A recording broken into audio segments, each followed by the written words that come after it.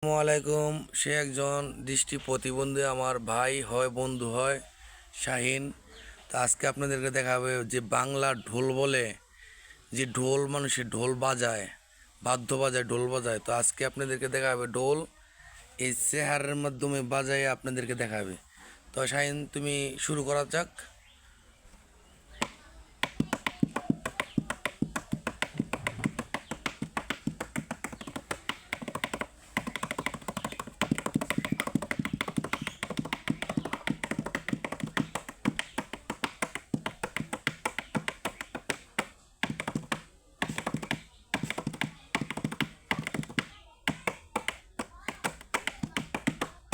বাহ বাহ, বাহ বেটা।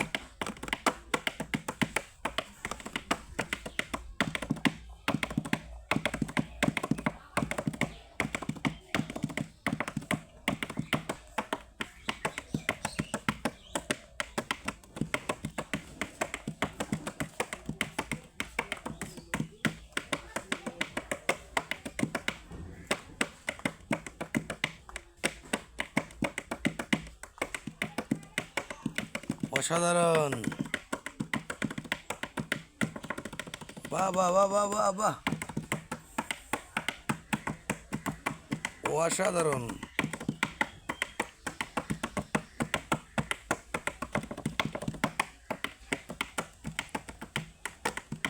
আহ,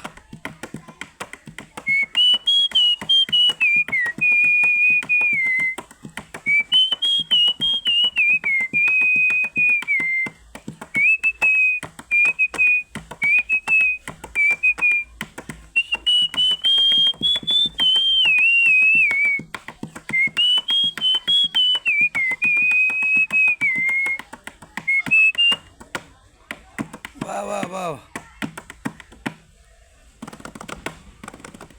আহারে, অসাধারণ। শাইন, তুমি কোনো টাকা পয়সা চাও মনে হয় এই বাজাইছো জানি। না। তো তোমার শাইনের জন্য সবাই দোয়া করবেন, সবার জন্য কিছু বলো। এই শাইন ভাই, তুমি কি এই যে বাজায় দেখাইলা কাঠের মধ্যে ঢোল, তো তুমি কি একটু কিছু টাকা পয়সা চাও নাকি? জি না, মানুষের সবচেয়ে দোয়াটা হচ্ছে গিয়া মূল্যবান জিনিস। একটু জোরতে বলো তবে ভাইয়া। আমার একটা কথা কি, সঙ্গীত জগতের বয়স আমার এবার নিয়ে আমার 15 থেকে 16 বছর চলে। আমার বয়স এমনি রানিং 25 চলে, তবে আমার সঙ্গীত জগতের বয়স 16 বছর। তা আমি যতটুকু বলতে পারি, আমি আগে মন্দিরে বাজাইতাম, এমনি ধোয়ারি মারি করতাম। তারপর ঘর থেকে বললাম যে আমাকে একটা ঢোল কিনে দাও। হ্যাঁ, তো একটা ঢোল কিনলাম। ঢোল কেনার পরে পেট নিলাম, পেট বাজাচ্ছি। তো সবাই দেখলাম, তুমি কার কার সাথে পিঠ বাজাইছো? সবাই সাথে। সবার সাথে কার কোন শিল্পীর সাথে বাজাও? এখন বর্তমানে আছি আপনার আমাদের শ্রদ্ধেয় একজন শিল্পী, হ্যাঁ, আমার প্রাণপ্রিয় একজন ভাই, নাম কি? আলামিন নুরি। আলামিন নুরির ভাইয়ের সাথে তুমি পিঠ বাজাও? জি জি। আর কার সাথে বাজাও? মিতু আপার সাথে। মিতু আপা? হ্যাঁ হ্যাঁ, মিতু আপা, মিতু সরকার। হ্যাঁ। ওনার সাথে প্রোগ্রাম করছি। ও, তো যাক, এই এখন তুমি কোথায় আছো? এখন আছি বর্তমানে, আজকে প্রোগ্রামে আছি বাঞ্ছারামপুরের দিকে। হ্যাঁ। তবে আমাদের এক বংশীবাদক, এই আমাদের রহমত ভাই, তা হ্যাঁ। ওনাদের বাসায় আছি। তবে আমরা যতটুকু রিসার্চ করে দেখতে পারি, সবাই হুম। ভাঙলা ঢোলের ভিতরে ঢোল বাজায়। হুম।